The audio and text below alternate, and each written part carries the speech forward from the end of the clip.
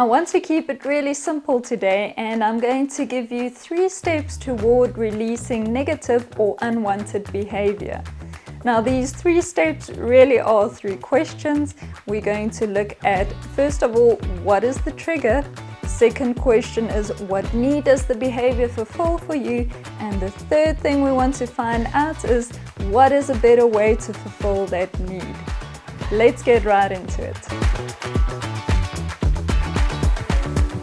Hey tribe, and welcome back to the Empower Yourself with MLG podcast.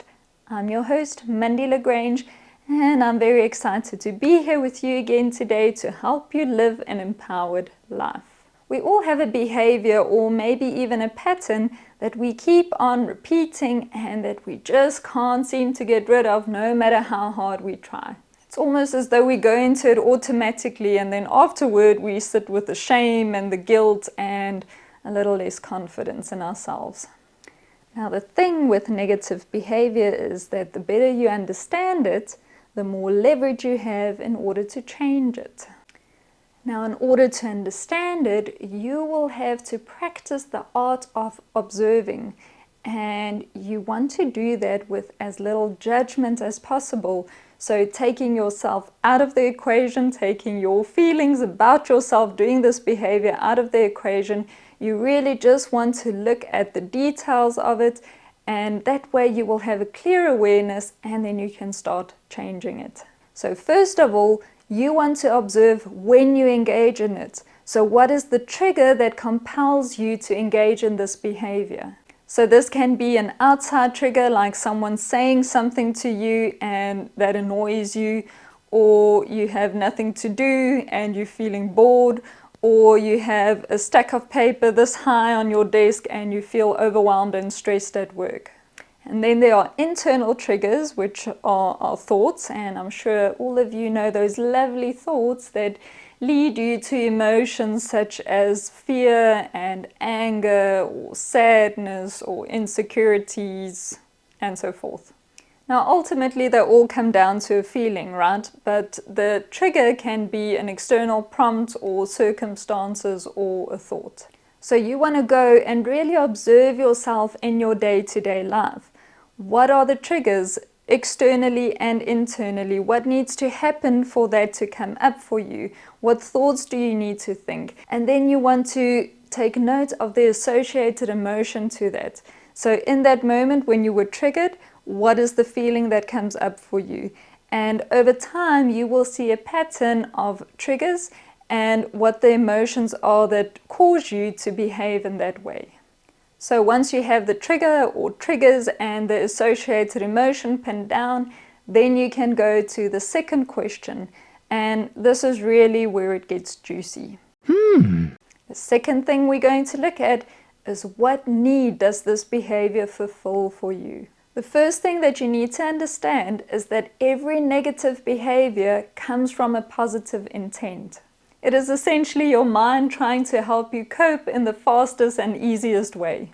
And that's why it's so difficult to let go of negative behaviors, because, as you know, we don't like effort. And a negative behavior is usually very quick and effective in giving us short-term relief. It's like going for a quick smoke if you're feeling antsy, or grabbing a glass of wine to numb the discomfort, or going into an anger fit to quickly release tension. Now, knowing what need the behavior fulfills for you is key to changing it. So ask yourself, in that moment before I engage in this behavior, how do I feel? And then after I've engaged in it, what has it given me? So when it's fear and worries that get numbed, then you know that your need is to feel safe and certain. Maybe you're bored, then your need is to feel variety and excitement. Maybe you feel disrespected and insecure and weak, and after an anger outburst, all of a sudden you feel strong and respected and maybe even a little feared. In that moment, you know that your need is for confidence and strength and significance. So another way of asking this is, what is the request behind the behavior? What am I requesting to be fulfilled in order to feel better? And then you know what that need is that is not being fulfilled in other ways for you. And once you know that, it might take a bit of digging and a bit of exploring, but once you have that, then you can move on to question number 3. What is a better way of fulfilling that same need? There are 1,000 ways of fulfilling one need. And as I said, we usually default to the quickest and the easiest one, but we all know that usually they are not really beneficial long term. Now the question is, what is a healthier and more sustainable vehicle to fulfill that need? For example, when you feel fear and worry, instead of numbing that fear with a tot of whiskey, instead do something that will make you feel more in control and safe.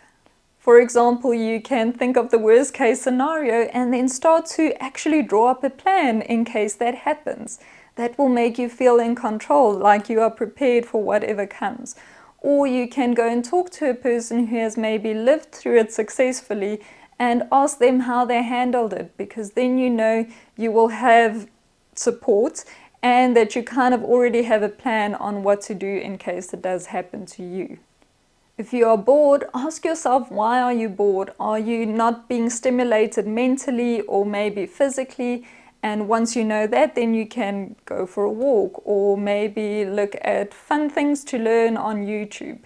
If you need to feel more significant or respected, then usually a good starting point is to ask yourself what you can do to gain more confidence and self-respect. That's usually where it starts. When we don't feel seen or heard or respected, often it's because we don't see and respect ourselves.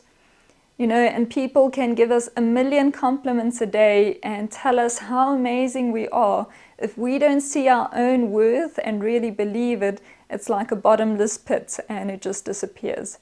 So that's really the starting point. How can you become more confident? How can you believe in yourself more? And how can you gain self-respect?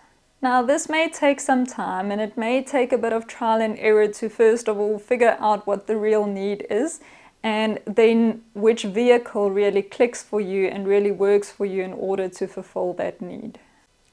Just a little tip. I found that in the beginning, it's not really so much about getting rid of the old behavior. That's not where you want your focus to be, because that usually creates resistance to change. But what you want to focus on more is adding things that will help fulfill that need. So essentially, instead of removing the bad stuff, we're adding a whole lot of good stuff. Now, obviously, over time, it will be easier to let go of that bad behavior because you added so many things that are already fulfilling that need. So there's no need for the bad one anymore. Got it? And seen. So again, the 3 steps or 3 questions that you want to take in order to release a negative behavior is: number 1, what is the trigger? Number 2, what need is the behavior fulfilling? And number 3, what is a better way of fulfilling that same need? That is it from me for today, friend. I hope that this gave you a little map of how you can start to tackle your negative behaviors. If there's anything that you want me to expand on and want me to go into more detail in, you're welcome to leave me a comment in the comment section below. Otherwise, if you enjoyed this video, you know what to do. Subscribe if you haven't yet. Stay tuned for the bloopers, of course. But most important of all, always remember to live an empowered life. I'll catch you in the next one. Today I want to keep it really simple. I'm going to give you 3 steps that you can cake. 3 steps you can cake. Well, you could eat cake, but that might be a negative behavior. I don't know. Okay, bye. We keep on repeating and we... Yes, that's it. Got it.